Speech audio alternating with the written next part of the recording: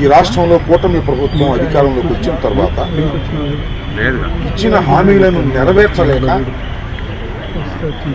ప్రజలు వ్యతిరేకంగా ఉండి తన గొంతుకను వ్యతిరేకంగా వినిపిస్తున్నారనేటువంటి ఒక భయంతో రాష్ట్రంలో ఉన్నటువంటి సోషల్ మీడియాని నొక్కివేయాలని, అణచివేయాలని ఒక తీవ్రమైన ప్రయత్నం జరుగుతూ ఉన్నది. ఉన్న మీడియాని వాళ్ళు ఏ విధంగా అయినా కంట్రోల్ చేసుకోవచ్చు. సోషల్ మీడియాని మాత్రం సెల్ ఫోన్ చేతిలో ఉంటుంది కాబట్టి ఎవరైనా పోస్ట్ పెట్టచ్చు. అలాంటి వారిని భయభ్రాంతులకు గురి చేయాలి అనేటువంటి ఒక దురుద్దేశంతో గత సుమారుగా ఒక 10 రోజుల నుంచి పెద్ద ఎత్తున అరెస్టులు జరుగుతూ ఉన్నాయి. రిమాండ్కి పంపుతా ఉన్నారు. రిమాండ్కి పంపుతా ఉన్నారు. కొన్ని సందర్భాల్లో పట్టుకొచ్చి రాత్రిపూట 4-5 రోజులు వారి కస్టడీలో పెట్టుకొని చిత్రహింసలకు గురి చేస్తున్నారు. ఇది రాష్ట్ర వ్యాప్తంగా అన్ని చోట్ల జరుగుతున్నటువంటి విధానం. చంద్రబాబు నాయుడు గారు లేదా ఆయన మంత్రివర్గ సభ్యులు పేపర్లో మాత్రం అద్భుతమైన స్టేట్మెంట్లు ఇస్తున్నారు. ఎవరు అసభ్యకరమైన పోస్టు పెట్టినా వారి మీద యాక్షన్ తీసుకుంటాం. తన మన లేదు, పార్టీ లేదు, తెలుగుదేశం వాళ్ళు పెట్టినా తీసుకుంటాం అనే మాట మాత్రం మాట్లాడుతున్నారు. పెద్ద పెద్ద స్టేట్మెంట్స్ ఇస్తున్నారు.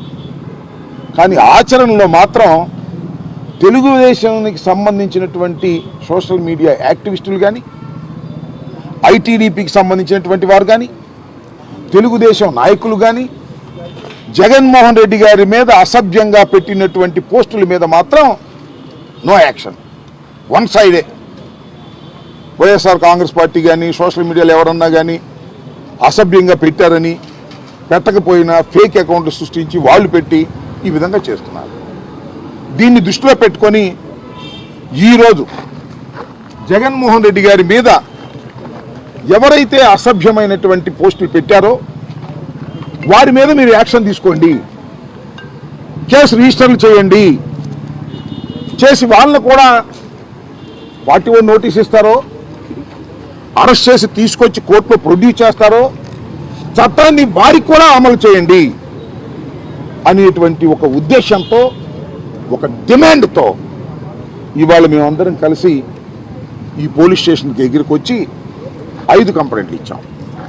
ఒక కంప్లైంట్ ఏంటి అంటే జగన్మోహన్ రెడ్డి గారి మీద సాక్షాత్తు నారా చంద్రబాబు నాయుడు గారి కుమారుడు, రాష్ట్ర మంత్రివర్గ సభ్యులు అయినటువంటి నారా లోకేష్ గారు ఆయన ట్విట్టర్ నుంచి పెట్టినటువంటి పోస్ట్ ఇది. దీని మీద ఏం యాక్షన్ తీసుకుంటారు? ఏదో చిన్న చిన్న వాళ్ళు పోస్టులు పెట్టారని చెప్పేసి తీసుకెళ్ళి నిర్బంధించి ఇల్లీగల్ కస్టడీలో పెట్టి వారిని చేయి చేసుకొని వారిని కొట్టి ఇబ్బంది పెడుతున్నారే. మరి నారా లోకేష్ గారి సాక్షాత్తు ఆయనే మాజీ రాష్ట్ర ముఖ్యమంత్రి గారి మీద పోస్టులు పెట్టారు. What action you have taken? ఈ కేసు రిజిస్టర్ చేయాలంటున్నా. చేయకపోతే చట్టం తన పని తాను చేసుకోవటం లేదని అర్థం. ఇది ఇచ్చి మేము వెళ్ళిపోవట్లా, ఎక్నాలెడ్జ్మెంట్ కూడా తీసుకుంటున్నాం. ఎక్నాలెడ్జ్మెంట్ సంతకం చేసి స్టేషన్ హౌస్ ఆఫీసర్ ఎవరైతే ఉన్నారో అది తీసుకుంటున్నాం. అది ఒకటి. రెండవది సజ్జా అజయ్ అంట, గౌరవ ముఖ్యమంత్రి గారి మీద, మాజీ ముఖ్యమంత్రి గారి మీద ఆయన పెడతాడు, వీళ్ళు చూస్తూ ఊరుకుంటారు, కేసులు పెట్టరు. అలాగే స్వాతి రెడ్డి అంట, ఈమె రెడ్డి కాదంట, మార్చుకున్నారు పాపం. ఎందుకంటే రెడ్లు కొట్టుకుంటే బాగుంటుందని స్వాతి రెడ్డి గారిని వదిలినట్టున్నారు చంద్రబాబు నాయుడు గారు, లోకేష్ గారు.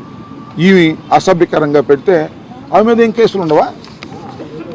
అంటే ఎవరు కంప్లైంట్ చేయలేదండి అందుకని కేసు పెట్టలేదు అంటారు కదా. ఇదిగో కంప్లైంట్ చేస్తున్నాం ఇవాళ, మరి కేసు పెట్టండి, చేయండి. ఇదిగో అజయ్ చౌదరి 1 అంట, ఈయన అన్ని నోట్స్ ఉన్నాయి దాని మీద. జగన్మోహన్ రెడ్డి గారి మీద మరి విశాఖపట్నంలో నిర్మించినటువంటి భవంతిలో ఆ తొట్టులో కూర్చోబెట్టి ఒక వ్యంగ్యమైన పోస్ట్ పెట్టి ఇన్సల్టింగ్గా మాట్లాడారు. అట్లాగే గాయత్రి అంట, ఇది కూడా అదే అలాగే పెట్టారు పోస్టింగ్స్. అలాగే భారతిరెడ్డి గారు, జగన్మోహన్ రెడ్డి గారు సతీమణి, ఆమె ఏం చేసిందో నాకు అర్థం కాలే వీళ్ళకి. ఆమె మీద భయంకరంగా పోస్టులు పెట్టి ఇలాంటిది అన్నీ కూడా మచ్చుకు ఒకటి రెండు చూపిస్తున్నాం. ఇలా చాలా పోస్టులు అగ్లీగా లోకేష్ గారి పెత్తనంతో వారి ఆధీనంలో వాళ్ళందరినీ సోషల్ మీడియా వారిని ఐటీడీపీ వారిని ఇంకా కొంతమంది డబ్బులు ఇచ్చి మేనేజ్ చేసి వాళ్ళకి బహుమతులు ఇచ్చి వాళ్ళు మేనేజ్ చేసి వాళ్ళందరి చేత పెట్టించే కార్యక్రమాలు చేస్తున్నారు. అది వసనించి ఈ విధంగా అన్ని ఈ విధంగా కంప్లైంట్ చేస్తూ ఉంటే ఈ విధంగా వాళ్ళు చేస్తూ ఉంటే మీరు ఏం చేస్తున్నారు? పోలీస్ యంత్రాంగం అందరూ సమానమే, ఎవరు అసభ్యకరంగా పోస్టింగ్ పెట్టినా మేము ఊరుకోము అనేటువంటి మాట మాట్లాడుతున్నారు.